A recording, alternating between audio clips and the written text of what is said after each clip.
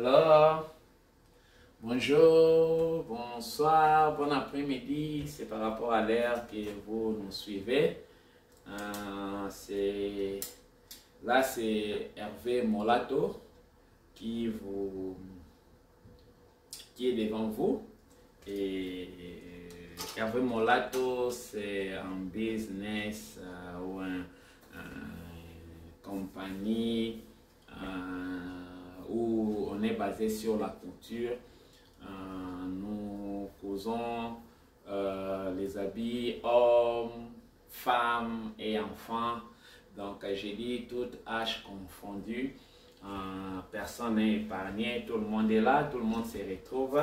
Je dis toujours aux gens, servez Molato, c'est wow. C'est une façon de l'exprimer. Quand je dis c'est wow, c'est-à-dire c'est de la grandeur, c'est de la qualité, c'est de la perfection. Donc, on fait tout. Chez nous, on fait tout. Il n'y a rien qui est épargné. Quand vous me regardez, là, je suis avec ma petite veste cousue en pagne, en jean. Donc, quand vous regardez derrière, c'est ici jean. Et quand vous regardez devant, c'est le tissu pagne africain. Donc, je peux dire c'est hybride. Donc, c'est un peu ça. Et avec ma petite écharpe, je vois beaucoup de gens mettre des vestes sans écharpe, mais c'est tellement facile. Donc, vous coupez votre écharpe. Voilà, c'est vraiment un bias. Donc, bias veut dire c'est un billet.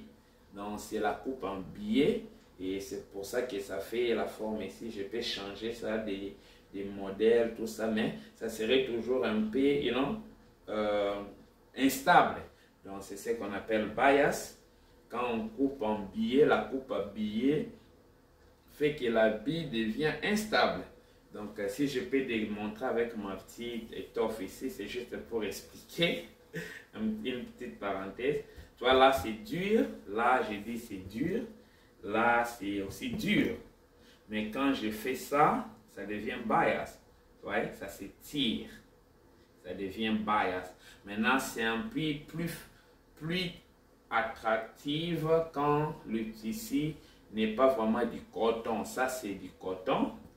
Et là, c'est un peu... Mais quand on tire comme ça s'étire un peu, ça devient un peu élastique. Ça, c'est la partie qu'on dit bias. Alors, quand vous choisissez un tissu là déjà qui est un peu instable, tel qu'un peu, ça un peu de stretch, donc un peu d'élasticité. Et quand vous coupez ça sur bias, ça devient vraiment wow. C'est un peu ça. Donc, ce que je disais, Hervé Molato, c'est une business qu'on fait la couture, c'est notre activité principale, c'est coudre. Donc, chez nous, nous cousons les habits comme activité principale, mais nous cousons aussi tout ce qui est habits. Donc, c'est un peu ça. Parce que quand on dit habits, on voit seulement peut-être vêtements, on se limite sur ce qu'on porte sur le corps, comme tennis, chemise, veste, jupe, pantalon, robe, mais aussi vêtements, ça peut aussi aller au-delà. Donc, des sacs aussi en panne, c'est aussi des vêtements. Donc, il y a tellement à coudre là que nous, on ne se limite à rien. Hervé Molato a 21 ans d'expérience depuis qu'on a commencé à faire la couture. Donc, on est vraiment là. On s'y connaît. On fait tout. On fait tout. On fait des robes soirées. On fait des robes des mariés. Comme je dis toujours aux gens, ce que les anglophones appellent gowns. So, la robe blanche, c'est quoi? C'est une robe soirée. On a seulement embelli de l'extérieur. Donc, tu peux aussi coudre ta robe soirée, et ta robe de mariée, la robe blanche. Donc, tout ce qu'on met à l'extérieur, là, ce sont seulement des fantaisies pour embellir la robe. Mais le fond, c'est quoi? C'est une robe soirée. Donc, c'est un peu ça. Et aujourd'hui, vous pouvez voir, la mode évolue. Beaucoup de gens on fait la même robe et on fait ça blanche. Et après, on enlève les accessoires, ça retourne une robe soirée. Donc, c'est un peu ça. C'est ça, Hervé Molato. Donc, en un mot, on est là, nous faisons la couture il y a 21 ans. Et nous nous sommes décidés d'influencer notre génération par rapport à ce que nous avons appris. c'est ça Hervé Molato. C'est pour cette raison nous sommes allés en créant ces chaînes, YouTube chaînes, pour faire apprendre les gens aux autres, partager notre connaissance.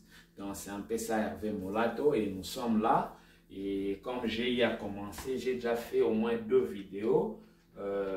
Aujourd'hui, j'ai décidé de parler de la Jeep et comment coudre une Jeep. C'est ça. Topic, comment coudre une Jeep. Alors pour coudre une Jeep, il y a tellement beaucoup d'histoires à faire, des petits trucs. Il faut d'abord commencer à connaître d'abord la Jeep, c'est quoi. J'ai un peu à détailler la Jeep et voir quelles sont les mesures qu'on doit prélever pour coudre la Jeep. J'ai aussi détaillé sur ça et j'ai parlé aussi des formules qu'on doit appliquer. La couture, c'est pas seulement... non, il y a des formules qu'on applique. J'ai dit aux gens, il y a même des parties des géométries qu'on utilise. Parce que pour couper des histoires, des cercles, des jeeps qu'on appelle circulaires, on utilise les formules, les valeurs comme les pi. On utilise les rayons, les diamètres, les circonférences. C'est déjà partie de la géométrie.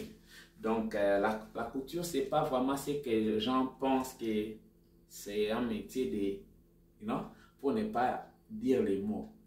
Vous-même, vous connaissez. Les moins intelligents, c'est faux. Moi, lorsque je suis allé, je vais parler de cette petite histoire pour encourager quelqu'un.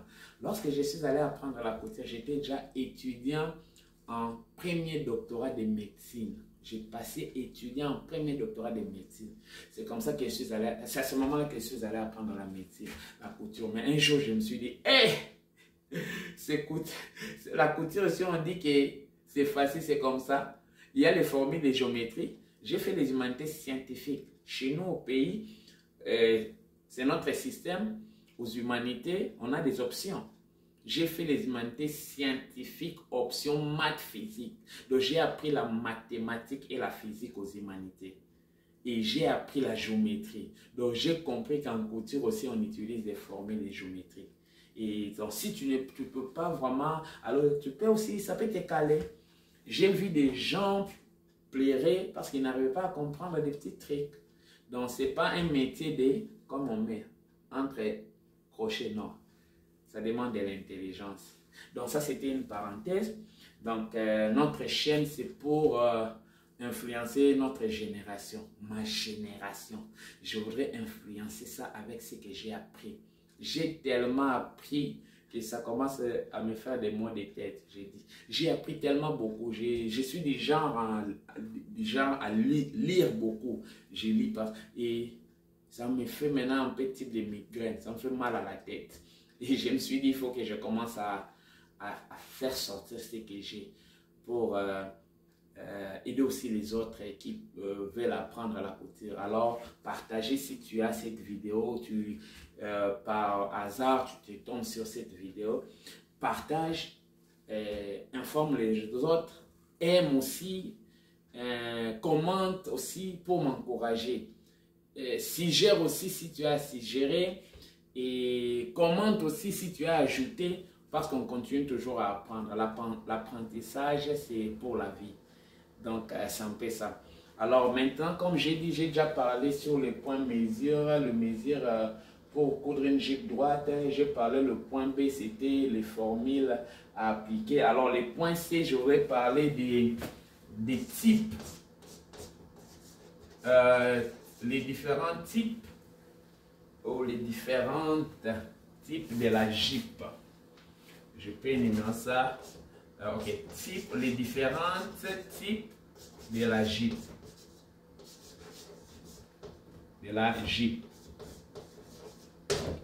Il y en a toute la liste, elle est tellement exotique, elle est longue.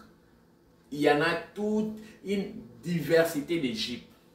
Mais nous, je pourrais quand même, je vais essayer de souligner quand même le plus courant qu'on peut facilement trouver. C'est ce que j'essaierai un peu d'énumérer, mais il y en a tellement nombreuses. Si tu connais d'autres, tu peux aussi ajouter les commentaires. Ce que moi, je ne vais pas citer, essaye d'ajouter et les gens vont apprendre. S'il y a aussi des photos, essayez de commenter avec des photos comme ça. Les autres, moi aussi j'apprendrai et beaucoup de gens apprendraient. Et alors si je peux citer le premier que je connais, la simple, on parle de Jeep, la Jeep droite. J'abrège droite. On a la Jeep qu'on appelle pencil skid. La Jeep droite, la Jeep étriquée. On parle d'étriqué en français. Étriqué. Étriqué ou pincé. Pincé. Étriqué ou pincé. On parle de la Jeep. On parle de la Jeep évasée. C'est les termes un peu employés en français, évasé. Nous parlons de la Jeep Celestone.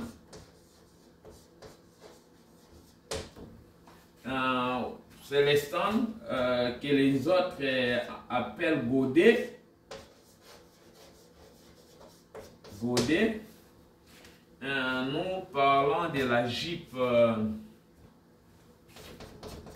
Poisson. Nous parlons de la Jeep Celestone. Nous parlons de la Jeep, j'ai dit Poisson. Celestone Poisson. Nous parlons de la Jeep Pagne.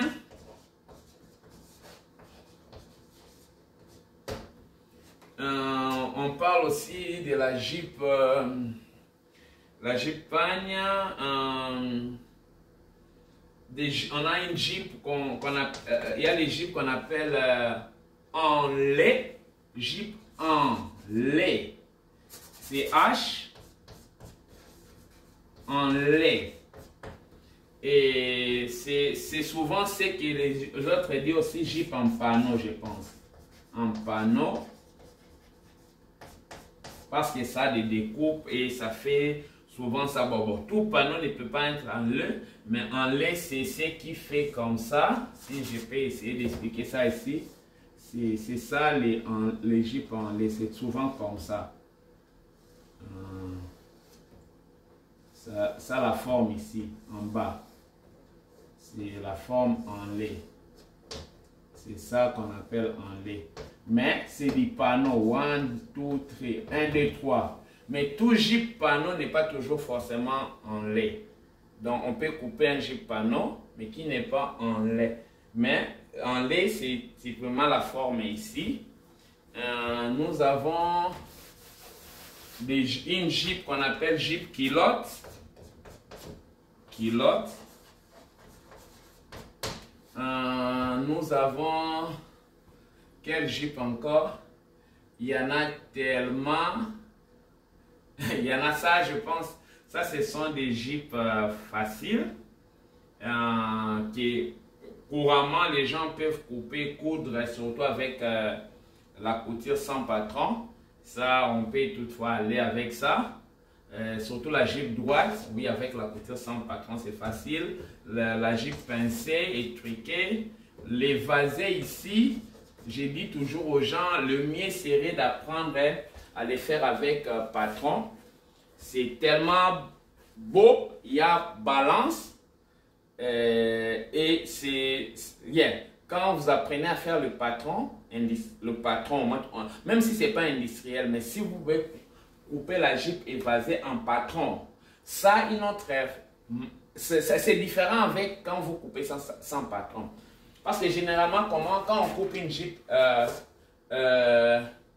évasée sans patron, on fait comme ça. On va de la Jeep, supposons une Jeep droite ou pincée, on fait ça. Généralement, c'est qu'on ajoute la valeur des côtés et on fait comme ça. On efface ça. Ça, c'est notre partie centrale, la partie pliée, la ligne du centre. Et en faisant ça, il n'y a pas balance. Donc, il n'y a pas balance. Quand tu mets la Jeep, ça fait ça. Donc, ça a tendance aller de côté parce qu'il n'y a pas de balance. Mais quand on coupe ça avec le patron, c'est-à-dire on coupe la Jeep, supposons la Jeep est là, prenons même une Jeep pincée, il y a la pince ici, et si on doit couper les évasés, qu'est-ce qu'on fait? On va fermer la pince ici. On va prendre la valeur de la pince. Donc, c'est-à-dire on arrive à distribuer les valeurs à l'intérieur pour qu'il y ait balance, équilibre. Donc, c'est-à-dire, j'aimerais seulement expliquer pour encourager les gens d'aller faire les patrons s'ils veulent faire leur Jeep évasé. Ça serait tellement joli et beau à voir. Ou bien belle à voir. C'est-à-dire, on fait ça, c'est-à-dire, on fait quoi? On coupe, on mesure la distance du milieu de la pince jusqu'en bas. C'est-à-dire, supposons que le milieu de la pince est 10, vous venez ici 10 aussi, et vous coupez, chose que vous ne pouvez pas faire sur l'habit, parce que vous aurez à gaspiller l'habit. Alors, vous coupez, si vous faites ça par exemple sur papier, vous coupez, mais vous n'allez pas couper les milliers ici. Vous arrivez jusqu'au bas de la pince. Qu'est-ce que vous allez faire? Vous allez maintenant couper le pied, une des pieds de la pince. Il y en a deux. Vous gardez celle de ce côté si vous coupez celle-ci. Quand vous coupez, qu'est-ce que vous allez faire? Vous allez maintenant pivoter celle-ci pour se confondre, aller sur celle-ci. Donc ça se ferme, c'est-à-dire vous fermez la pince. C'est comme si vous avez cousu déjà la pince sur le papier. On appelle ça, on dit manipulation des pinces. Et alors, ça, vous aurez au moins la forme ici. Comme vous allez prendre le pied, si c'est 1 ou ça c'est 2, vous prenez le pied 2, vous le confondez sur 1, vous aurez la forme ici. C'est-à-dire vous pivotez la partie ici. Il y a partie 1, 2, vous pivotez 2 sur 1, vous aurez ça. Donc là, c'est fermé. Et là, nous aurons ça. C'est ça, ce qui va se passer. Et celle-ci sera comme ça. Et maintenant, qu'est-ce qu'on fait? Vous pouvez ajouter quelques valeurs si vous voulez pour que votre évasé soit un peu vraiment visible. Et ici, vous reliez votre point là. Et vous reliez ici, on ajoute du papier et vous couvrez. Ça, c'est la partie fermée. C'est la partie fermée. Donc, ça, c'est déjà une partie. Donc, ça constitue une partie pendant que l'autre partie est en bas. Donc, quand vous ouvrez ça, vous aurez une Jeep évasée avec proportion et distribution des valeurs. Il y aura équilibre. Donc, vous pouvez même faire ça droite si vous voulez. Donc, vous descendez là et vous faites ça droite. Ça, c'est la Jeep évasée. Il y aura équilibre et balance sur les mesures. Donc, c'est un peu ça. C'est ça un peu la partie comment faire une Jeep évasée. Donc, facile à faire ça avec le patron. En Celestone, oui, vous pouvez couper ça directement sur l'habit. Poisson aussi, Jeep pagne aussi, vous pouvez le faire. Les panneaux aussi, vous pouvez faire ça aussi directement. Mais si vous n'arrivez pas à les faire directement, vous pouvez aussi les faire sur un patron.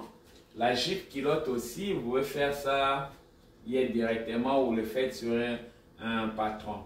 Donc ça, c'est un peu les types de Jeep de base. Elles sont tellement faciles, il n'y a pas vraiment beaucoup d'histoires à parler ici. Alors, après les types de Jeep ici, je vais essayer prochainement avec une autre vidéo, essayer de couper sur des papiers ces différents Jeeps. Et si possible, je peux essayer de faire ça sur des patrons pour montrer aux gens comment on peut faire des Jeeps. On peut faire les évaser et Godet ou Celestone sur un patron. Godet Célestone, on peut aussi aller avec ça avec du pincé. Donc à partir du gîte pincé sur un patron, je peux tourner ça en un gîte godet qu'on appelle en anglais cercle. Je ne sais pas si le mot ici aussi est employé en français. Cercle, je peux partir d'un patron étriqué ou pincé pour faire une gîte Célestone. Au godet, aussi une gîte droite, je peux aussi transformer ça sur un patron pour faire une gîte Célestone au godet. Mais les Célestones, normalement avec les godets, à un certain moment, il y a vraiment une différence. Les Célestones, c'est les gîtes cercles qu'on coupe souvent comme ça. Il y a des gens qui coupent ça en billets. Donc ça, c'est du Célestone. Ça, c'est du Célestone, normalement. Et on coupe ça en billets. Mais il y a une autre coupe qu'on utilise, on coupe ça comme ça. Donc vous faites votre carré, vous mesurez les rayons, la longueur totale, rayon et longueur totale, et vous coupez. C'est aussi les Célestones. C'est aussi Célestone, mais quand vous regardez, c'est deux coupes différentes.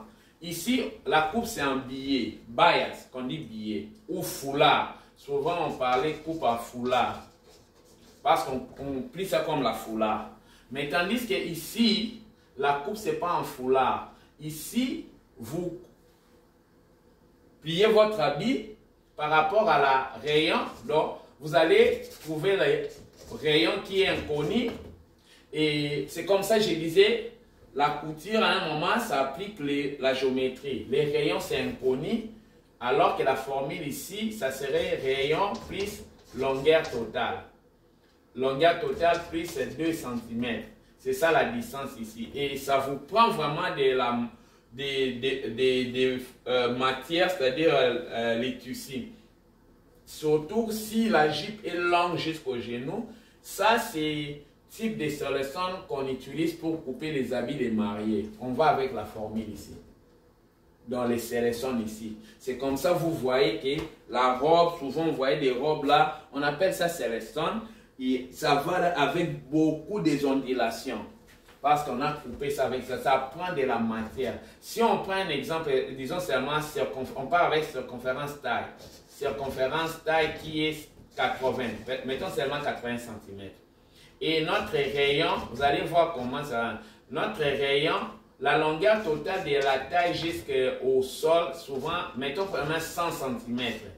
100 cm. Il y a des gens qui dépassent, il y a des gens qui sont courts, qui sont entre 90, 94, tout ça. Maintenant, notre rayon, pour trouver rayon, on dit c'est diamètre divisé par D. Or, notre formule de diamètre égale circonférence divisé par 3,14. C'est ça notre formule pour trouver diamètre. On prend la circonférence divisée par 3,14. Or, notre circonférence, c'est combien? C'est 80. Donc, notre contour taille, c'est ce qui va être utilisé comme circonférence. On va diviser par 3,14. Maintenant, qu'est-ce qu'on fait ici? Si on divise par 3,14, donc on dit rayon. Or, rayon égale diamètre divisé par D. Donc, on prend notre valeur ici, qui est diamètre 80 divisé par 3,14 divisé par 2. Or, on dit la division d'une fraction sur si notre fraction c'est, on prend la première 80 sur 3,14. Or, ici c'est 1 sur 2. On renverse, donc on multiplie la première par la deuxième fraction renversée qui sera 80 multiplié sur 3,14 sur 1 multiplié par 1 sur 2 qui fera 80 divisé par 6,28. Et quand vous divisez les rayons que vous allez trouver ici, si on fait 80 divisé par 6,28, on enlève la virgule, on ajoute des zéros ici. 80 c'est 800, c'est 1, 6, 28, ça nous fera 72, 0. Et si on va là-bas, 72, 0, divisé par 628. Si on prend 6, ça va nous faire 8, 9. Ok, allons avec 9. Ça nous fera 2, 7, 18, 25, 2, 54. Oh, comment, qu'est-ce que j'ai fait? Il y a 72, 7, 18, 25, 2. Et ici, 54, ça sera plus 7. C'est de trop, non. Là, c'est trop, je suis allé trop. C'est 1 cm, 1 plutôt 28 D6. Ça nous fait 1, 0, 2, 6, 1, 11, 5. Si on ajoute 0, donc vous voyez, rayon, ça nous fait déjà dans les... Notre rayon, c'est 11,1 cm. Plus 100 cm que j'ai dit, la longueur totale. Donc vous voyez, on est déjà dans les 111. 111,1 cm. Si on met 2 cm de valeur côtière, on est dans les 113 cm. Donc c'est-à-dire les 113 là, c'est-à-dire quoi? De ce côté ici, il faut prendre 113, de là 113, là 113 et vous reliez. Ça prend ici, mais quand vous finissez l'habit là, oh je vous dis, c'est joli, tellement joli. Donc j'ai essayé un peu d'expliquer seulement, pendant que les godets, quand on dit jupe godet, normalement moi c'est ça. Les godets c'est ce qu'on fait ici, on coupe là.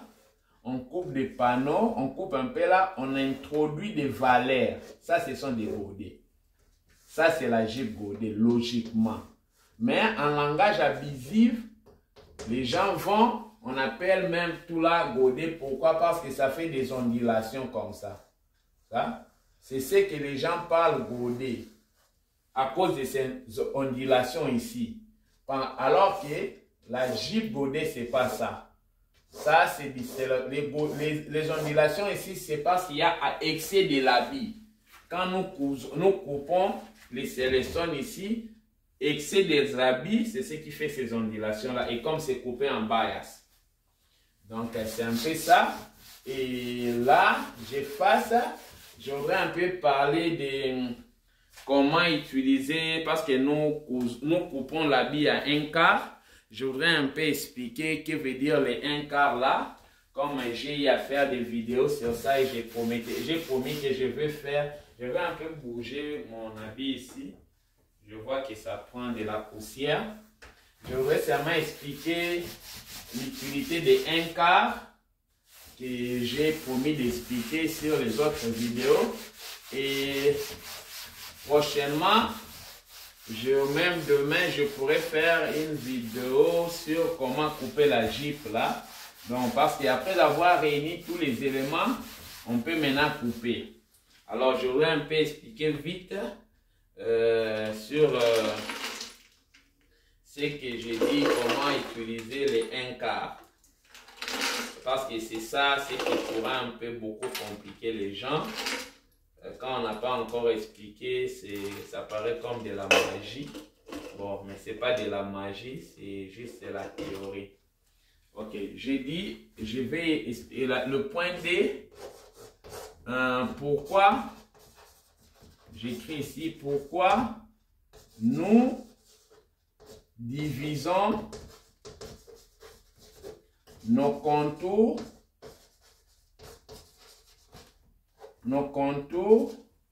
à 1/4. 1/4. Ok, nous divisons nos contours à 1/4. Pourquoi? Parce que lorsque nous voulons couper l'habit, nous divisons notre corps d'abord à 1/4. C'est-à-dire, c'est une manière de simplifier la coupe, si je peux expliquer. C'est ça le pourquoi de diviser par 4. Les 4 ici, c'est les 1/4. Donc, 4, 1/4. l'utilité de diviser par 1/4, c'est juste pour faciliter la coupe. Comment? Quelqu'un peut se dire comment? Ok. Supposons que la personne est là. Je vais essayer de... On fait la jupe, non? On prend la partie bas. La partie basse de la personne. Ça, j'appelle ça devant. Ok. Je vais appeler devant ici. J'écris devant. Et j'ai fait un autre croquis. Encore là. Et j'appelle ça dos. Le dos avec devant, ça c'est différent seulement avec les croquis ici du derrière pour montrer la fermeture, les tirettes. Les tirettes, normalement, c'est les modèles. On parle des fermetures. Maintenant, qu'est-ce qu'on fait? On divise l'habit. On doit diviser notre... Ça, c'est les dos. On a parlé de dos. On divise l'habit ici en deux parties. Et le dos ici est déjà divisé en deux parties par la valeur du derrière ici. Pour mettre la fermeture. On coupe la valeur ici, souvent c'est pour mettre la fente. Mais c'est ça comme ça qu'on décrit la fente. Ou on met la fermeture. Mais si ton habit, il n'y aura pas de fente et pas de fermeture derrière, alors ça servait peut-être à rien. Tu peux mettre ta fermeture dos. Ou la fente devant. Donc la fente peut aussi être devant. Donc parmi les types de jupes, on peut aussi décrire une jupe fente. Parce que toutes les jupes, même si elle est droite ou quoi, d'autres ne contiennent pas de fente. Mais la jupe fente aussi, c'est un type des autres de mots de jupe. Alors, je disais, on divise nos parties ici en deux. C'est-à-dire, on a deux, 1, 2, et 1, 2, 3, 4. Je m'excuse en parlant en anglais, ça peut bien arriver. Je vis dans un pays anglophone. Je m'excuse un peu pour ça. Mais je m'efforce un peu à parler français là. Parce que je parle maintenant à cette audience francophone. Et quand je fais les vidéos en français, alors en anglais, je parlerai en anglais. Alors c'est ce que j'ai dit. Donc, on divise le corps en 4 parties. C'est-à-dire 1, 2, 3, 4. Pourquoi? Juste pour faciliter la coupe. Je vais expliquer. Supposons, je dessine, je vais faire une petite croquis. Je pars de haut, en bas et là. Je descends. Je viens ici aussi, je pars là et je descends. Là, on dit que ça c'est la taille, ça c'est la hanche, ça c'est le bassin et ça c'est niveau genou. C'est peut-être par coïncidence que j'ai pu donner les forces à la forme. Mais si vous travaillez de ce côté, vous donnez la forme, vous venez ici, ça peut ne pas être identique. Alors, selon ma compréhension, j'ai fini par comprendre, en divisant par 4, c'est-à-dire, qu'est-ce qu'on fait? Cette partie ici est supprimée, la partie 1. C'est comme si on ne le voit pas. Qu'est-ce qu'on fait? On va plier. Quand on fait la coupe, on plie la partie 1 ici qui devient sous. Elle devient en dessous de la partie 2. Donc, quand on est en train de couper l'habit, la partie 1 ici, je vais mettre type de flèche, c'est comme ça. C'est juste pour montrer que la partie 1 ici, elle va en dessous. On va plier. La ligne ici, c'est la ligne du milieu, c'est la ligne qui va nous servir à plier. Donc, c'est-à-dire, on aura support. La partie 1 devient comme support en dessous. C'est comme si les gens qui, quand on dessinait, quand on était des enfants, on mettait du papier calque. Donc, le papier carboné en bas, c'est-à-dire tout ce que tu fais en haut ici va être rapporté en bas. C'est ça. Donc, on travaillera sur un quart. Toutes les valeurs qu'on va mettre ici, on va les rapporter ça dans 3, 4. Donc, c'est ce qui fait que nous travaillons sur un quart. C'est ça la raison pour laquelle on divise. Quand vous allez voir la vidéo où j'ai parlé des formules, j'ai fait contour taille divisé par 4, plus valeur pince, plus valeur couture. Et j'ai fait contour bassin également divisé par 4, plus valeur couture. C'est parce que, c'est ça la raison. nous travaillons sur un quart. Donc, tous nos mesures qui sont ici, sur la partie, si je mets du bleu ici, cette mesure doit être rapportée dans tout ça. C'est-à-dire, comme ici, dans la bonne méthode de coupe, c'est la partie 1, une ou un qui sera en dessous. La partie ici, c'est la partie fermée. Donc, c'est la partie des pliés. Donc, l'habit, c'est comme ça. Supposons que l'habit, c'est comme ça. On plie dans ce sens ici. Donc, on ramène les points A vers les points B. Ce qui fait que la partie 1, ok, peut-être j'ai confondu parce qu'on on plie de la sorte comme ça. Donc, on peut considérer que ça, si je peux rectifier, ça serait 1 et la partie 2, donc la partie 2, c'est ce qui sera en bas. Donc, parce que là, ici, j'ai essayé de faire comme ça, qu'on a plié comme ça, mais la bonne manière de plier, c'est d'aller de A vers B. Donc, si c'est A et ça, c'est B. Donc, on plie comme ça. On va dans ces sortes ici. Et donc, c'est-à-dire la partie, ça sera la partie 1 qui sera en dessous et en au-dessus. Et la partie B sera en dessous. C'est de la même manière qu'on fait, on fera sur le dos. Quand on va plier comme ça. Donc, la partie 3 sera au-dessus et la partie 4 sera en dessous. Donc, c'est qu'on va travailler, on va travailler sur la partie 3 ici que je suis en train d'achirer. 3. Et 4, elle est en dessous. On ne le voit pas. Donc, c'est ce qu'on fait ici. 1 qui est superposé sur 2. Et ça, c'est la partie fermée. Le devant a toujours été fermé. Le dos peut être ouvert si on va mettre la fermeture au dos et la pince au dos. Le devant peut être aussi ouverte si la fermeture est au devant et on va mettre une fente devant. Souvent, quand vous regardez les jupes jeans, souvent c'est comme ça. Donc, c'est ce que j'ai voulu expliquer la valeur. Donc, j'ai déjà expliqué l'autre à un moment. On fait contour, taille, normalement, multiplié par un quart qu'on a divisé, plus valeur couture, plus valeur pince. Maintenant, les 1 quart ici, c'est autrement, on peut écrire la formule ici pour dire contour, taille. Ça, c'est la fraction sur 1 multiplié par 1 sur 4. On dit une fraction multipliée par une autre, c'est on multiplie les numérateurs. Contour taille multiplié par 1 sur 1 multiplié par 4, qui est égal à tout nombre multiplié par 1 est égal à ce nombre. Contour taille divisé par 4. C'est comme ça qu'on écrit la formule. Contour taille divisé par 4 plus valeur pince, peu importe la division, plus valeur couture.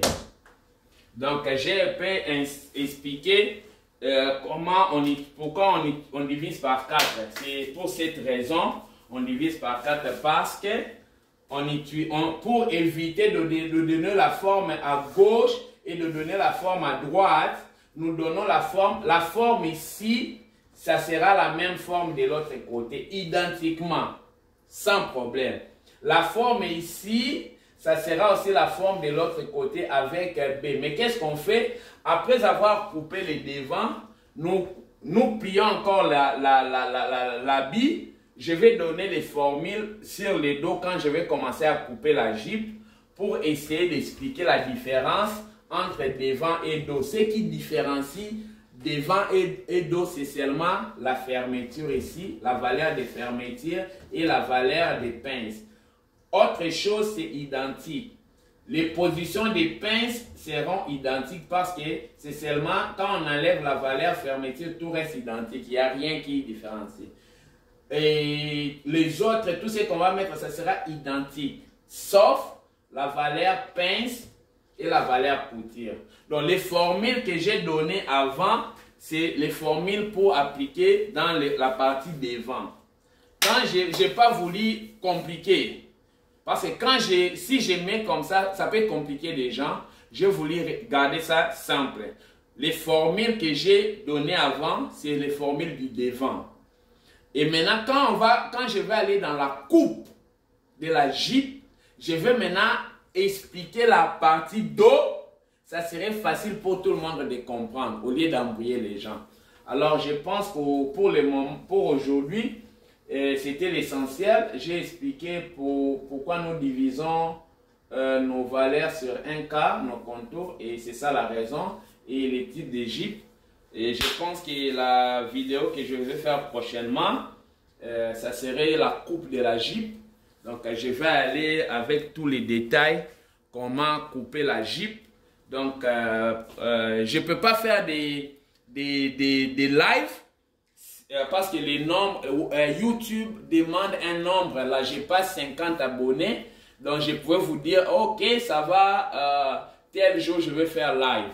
Mais je peux pas. Parce que les nombres d'abonnés, c'est tellement petit.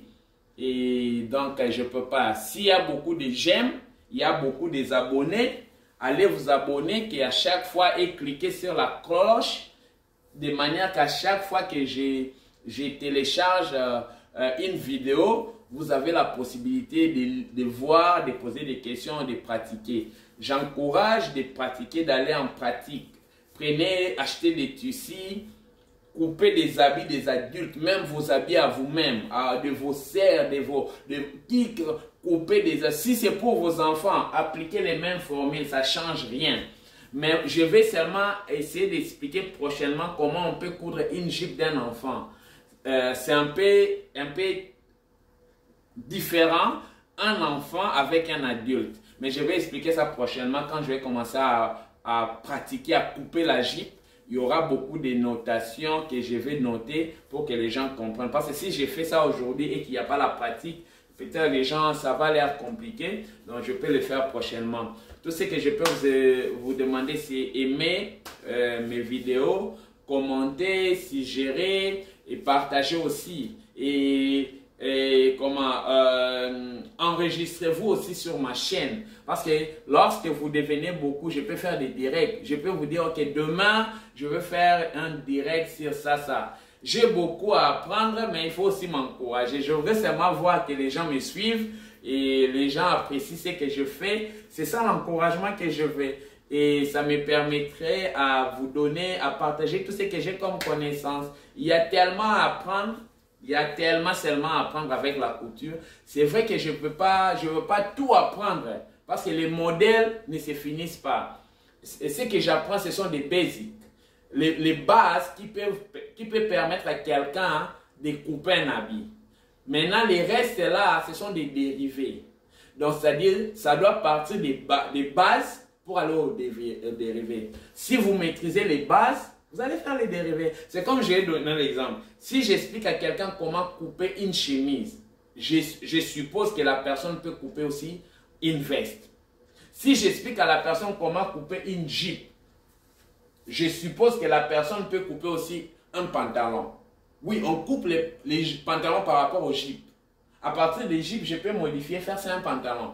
C'est la même. Donc si j'explique à quelqu'un comment faire une blouse femme, je suppose que la personne peut couper une chemise femme ou une veste femme. C'est un peu ça. Donc, vous devez comprendre ces principes-là. Pratiquement, j'ai dit aux gens, pour ne pas vraiment trop s'embrouiller, la couture, il n'y a pas beaucoup de... Comme chez la femme, on apprend la jupe, on apprend les dessus, top. Quand vous mélangez, ça c'est la robe. C'est facile. Vous apprenez la chemise, on vous donne des petits tricks seulement pour faire des lopelles. Vous faites une jupe, une veste. Donc, c'est un peu ça. C'est seulement ces tricages-là. Tellement facile. Ne vous embrouillez pas, ne vous posez pas une jupe avec une top. Quand vous mettez ça ensemble, c'est la robe. Facile. Donc, vous n'avez pas à apprendre encore la robe. Donc, donnez-vous le temps d'apprendre la jupe. Les jours où je vais expliquer les tops. Prenez le temps de bien comprendre les tops. Quand vous mettez ça ensemble, c'est la robe. Vous comprenez là, c'est facile.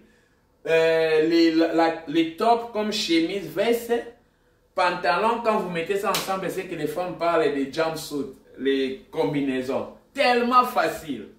Ce sont vraiment des soins de jouer avec. Tellement facile. Les blouses, une blouse femme, un patron blouse femme. Vous allez couper les mêmes patrons, la chemise. Vous allez couper pour le même patron la costume. Il y a seulement des petits trucs à balancer, c'est tout. Même patron. Et pantalon, jeep, yo, même patron. Vous pouvez faire ça pantalon, jeep. Vous pouvez aussi modifier ça pantalon. C'est facile. En tout cas, merci beaucoup pour vos temps et vos appréciations. Yeah. J'aimerais voir que les gens me suivent. Je vais vraiment donner tout ce que je connais pendant mes 21 ans d'écouter. J'aime vraiment partager avec les gens, j'aime enseigner, je sais pas pourquoi, mais j'aime beaucoup enseigner. J'ai appris beaucoup d'histoires comme j'ai dit dans ma vie, j'ai fait l'électronique, quand j'ai pratiqué encore mon électronique, j'étais technicien en électronique, j'ai appris à réparer les télévisions, les radios, tout consort.